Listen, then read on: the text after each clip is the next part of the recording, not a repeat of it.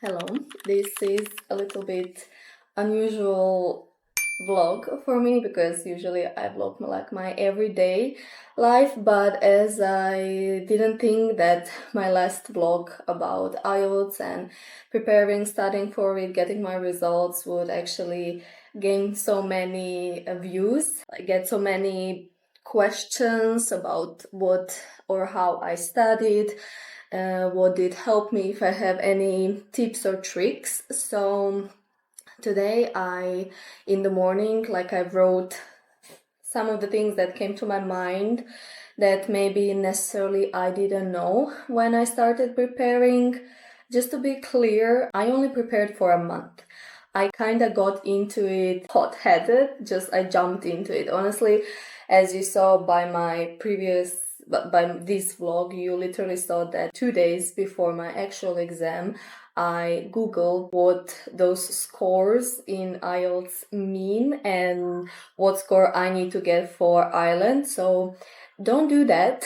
Definitely prepare more unless you're securing yourself or something, which I wasn't, but at the same, I think it's good and bad that I didn't look into it that much, because when I realized the score I need to get, I was panicking so much. So I think if I did it and looked at it before, I would have scared myself by it, but this way I kind of went into it blind, literally blind. Depends on what type of a person you are, and also depends on the level of English you have and also the score you need to get. But I'm not gonna go into that in too many depths because I think everybody can decide for themselves. Definitely check the score you need to get. Also, if I'm looking and I have my laptop in front of me, is because I wanted to write everything down just so I don't miss on anything. Check the score you need to get, what that means, what that includes, what you need to take, and especially check what type of IELTS you need to get, because there is academic, I think there is also general, but there is also IELTS or something like that. So there is a different types of English exams that you would need. So definitely check those, because there might have been a point a few days before my exam where I was talking with my boyfriend. I was and he said he was taking academic IELTS, and I was like, wait, what type of IELTS did I book and pay for? So for a second I was really scared that I paid for the wrong IELTS, but at the end I saw it was academic. So definitely check that, because it's not a little amount of money to spend and then to be unsure. I think Croatian IELTS go through the British Council page, because that was the only option I could get. They already gave me the mock exams, the practice. There was also live online courses that you could open and be in them. I think there is also parts where they were literally explaining to you how the exam goes. So I think that's a really good thing from their side. I was on a British Council page, and because I booked IELTS with them, I had a free version of the premium. Actually, I had a free access to the premium version, but also you have this free version. You also have either academic or general training. I was trying to show you the exams I was taking on the premium version, but unfortunately, as I thought, since I finished my IELTS exam, I don't have an access to it anymore, so I just took the free version. And you just basically have to write your email and make a password. So you just have to make an account, and you have of course less stuff, and you have to check your own answers. It's not like AI will check your answers, but if it's free, then for sure it's worth it. Here you can retake the exam test, or this way you can see your answers. You just get a PDF version when you download it, and then you can check your answers. And as you can see, you have actually quite a lot of mock tests. You also have some practice, so that's good. Also every part, and of course there are tips and advices which you can check for yourself. Every page I think is different, and depending on what, as I've seen, there is also Cambridge books that you can study from, but this one I like because from the start I think you can take one free mock whole exam, so you can see where is your starting point. I kind of messed that one because I accidentally pressed finish before I was done. So do it while you are like fully focused and you're like, okay, I really want to try and see where I'm standing, what is my starting point. So definitely do that. I would recommend that. And they have, the first one is like free, especially the speaking and the writing part.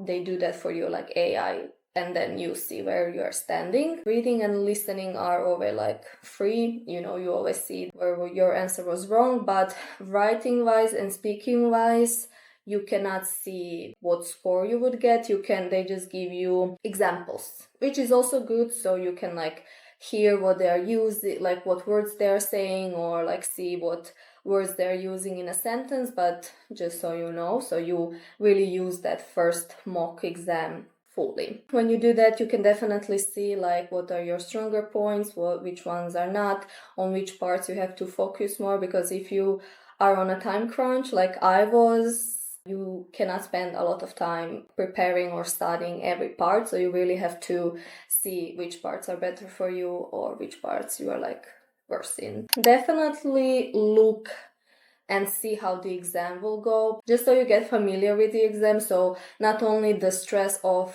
your result and doing the exam, you will also be stressed or like, what do I do? Like, I don't know where I am going. So definitely come prepared. Bring your ID or passport, depends on which one you applied with. When you come in, they like call your name, you come in, you sit down, basically you just have to check your date of birth, your name and surname. You have to sign. Then they take a picture of you. You have to like put your hair behind you. You put all of your clothes in the locker, bag and everything you're wearing, and definitely your phone, and then you go in. At the beginning, she just has like around 10 minutes. She talks and gives you all the instructions, toilet, and all of those things. And besides that, you are basically on your own. It's easy. You just press start. There is like a instructions on the screen, and then you start. So every part is like divided, and as I said, you cannot finish like beforehand. You need to wait until all the time is done. In that way, like everybody basically finishes at the same time. So that's the point, like nobody can leave before somebody else does. And now I will go part by part. So the first part is listening, which for me at first it was like the scariest part, because if I freeze or freak out, it's gone. They're not repeating the listening part. So just deep breaths. I know that from the start that might be the hardest part, but breathe deeply and focus. Like just focus, just you and the headphones, that's all. First you have like probably like a minute or something, few seconds to like read through the text. And read them calmly, focus on the words that are missing. And what I was doing, I was already like imagining in my head what type of word would be there, like what's missing. Especially I would first recognize if it's already a noun, a verb, an adjective, or anything like that. And maybe just like imagine by the context, because that's like a paragraph.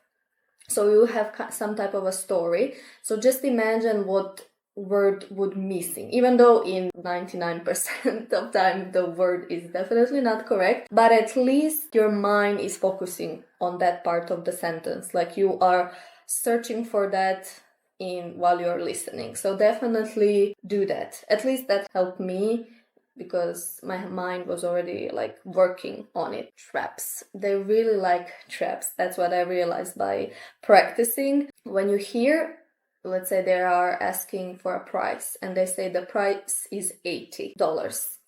Remember $80, but just wait a second longer, because by the time, if you start writing $80, your mind is already like kind of finished with that sentence and you are not fully focused on the next thing that they are saying. So there is a big chance that they will say something like, oh, sorry, that was last year. Now it's 60. But because you were already focusing on writing down this and already focusing on the next sentence, preparing on the next sentence, you kind of lost it. Or if you heard it kind of, but it was already too late to fully comprehend what they said as a right answer, then you will freak out.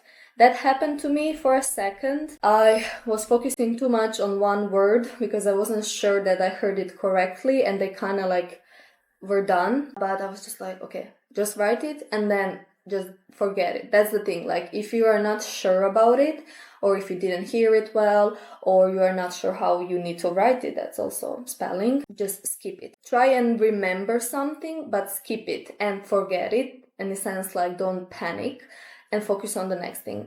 Because as I said, it's much better to skip one word and lose 1 point than to freak out, lose focus, and lose all the points, like all the rest of the points. So, as I said, keep the first information for a second, wait until like they start the next sentence and you're like, okay, this doesn't have anything to do with the previous one, and write the correct answer.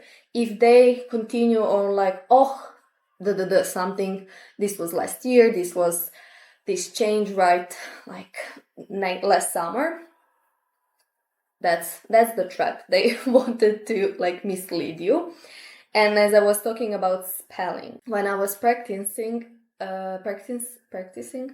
I definitely was making mistakes on plural and singular. Be very, very careful of that, especially sometimes, when you're listening, sometimes you cannot even completely hear the plural or like that S, but be really careful with that one. Spelling other words, I cannot really help you with that unless it depends on your knowledge of English. I cannot tell you how to spell words, but the thing that you can really pay attention to is singular and plural. Like, be really careful with that, because when I was practicing, I was making quite a few mistakes just because of that. And as I said, just one wrong letter and you don't get any points. At the end of that like little paragraph, you have time to check the answers. So if there was anything you were unsure about or how you wanted to spell it, you have time. Like, you have time to like really reread everything and be sure that you wrote it correctly. That's the one thing. Just like read letter by letter to be exactly sure. And I think that's it for listening. I would say that's definitely the point where you like need to be the calmest and most focused. But after listening is done, at least for me, I was a bit like, okay, now I can reread as many times as I can. And this is where the reading part comes, and that is the most important part. Just like reread as many times as you can. First thing I noticed that when I started practicing, I would read everything at once. All the text and then all the questions, and be like, okay, maybe off the bat I can answer some of the... But no, the questions are really specific, and as I keep saying, they really try to trick you, especially with those reading exams. So there is no point in reading everything, because those paragraphs are quite long, and you will lose time. Unnecessarily, you will lose time. So don't do that. At least that wasn't working for me, as I realized. Especially also by the time I read everything, I'm almost already like tired, and I'm like, what?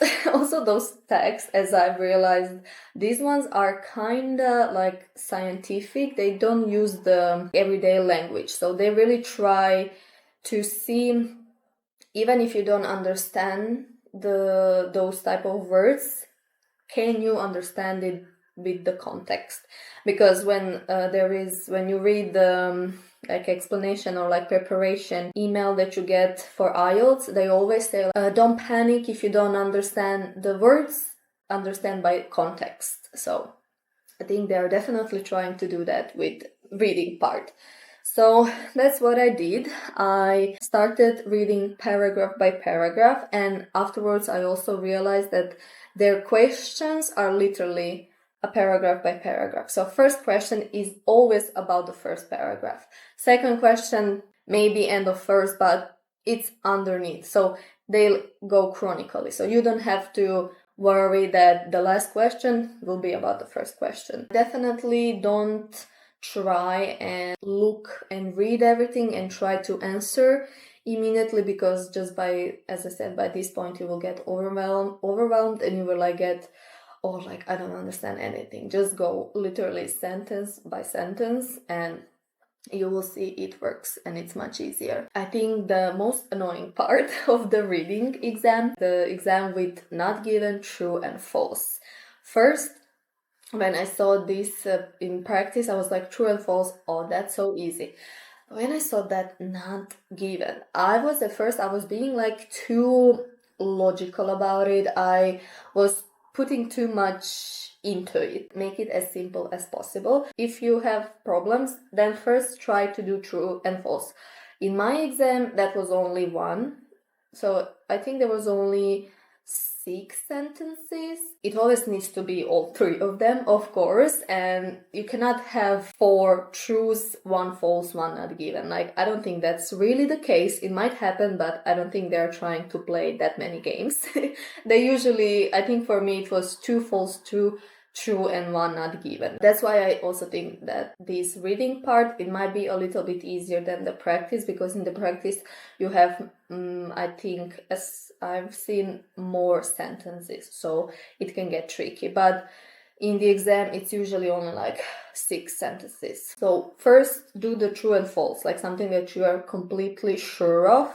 And then not given is literally like if there is no information about what they are saying. I think matching information and sentence completion, I think those two might be like the easiest ones, and I cannot really help you here that much. For me, honestly, the texts were much more like everyday English, so it was much more understandable. I think the sentence completion was, there was a text about a dairy products and dairy shops, so I mean that's that's easy to like read and to understand. It really wasn't hard at all. Just as I said, read sentence by sentence. Also it goes. So as you're reading the paragraph, that's how you are putting. It doesn't happen that the end of the sentence will be something you have to put into this task. So you don't have to worry about it. Just like literally start reading from the beginning and reading the task from the beginning and put in. I think the hardest part in reading exam is definitely putting the headings on. The one thing that I would say, this is the moment when you reread. Like, I think I reread all of these paragraphs at least 5 or 6 times, because not one of them will be obvious. Like, they will try, on this part, they will try to make it as hard as possible, trick you the most, or like mislead you, because probably at the beginning of the paragraph there will be something that they will mention that another heading could be put, but then they would twist it and basically it wouldn't be true. My text was about sand dunes. Thank God that I watched the Dune, so the movie Dune, because all of that was in my mind. Like, it was actually quite interesting to read about it and to actually know this information. The thing is that this is also not an everyday English or information that you would know, so would be easy for you. Definitely rereading and just having that proof that the heading connects to at least one, just like one sentence.